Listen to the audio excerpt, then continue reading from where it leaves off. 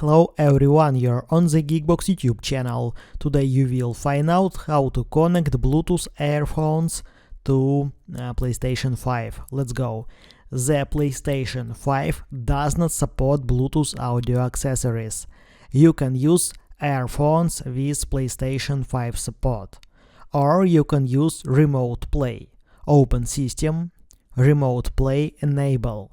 Connect the earphones to your phone. Connect the DualSense wireless controller to your phone. Open Remote Play app. Choose your PlayStation 5.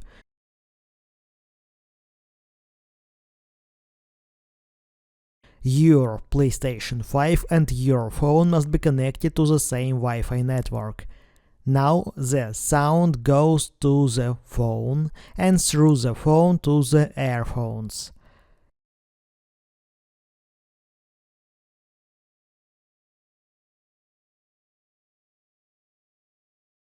If you are using a TV, you can connect earphones to the TV, and the sound from the PlayStation 5 will go to your earphones through the TV.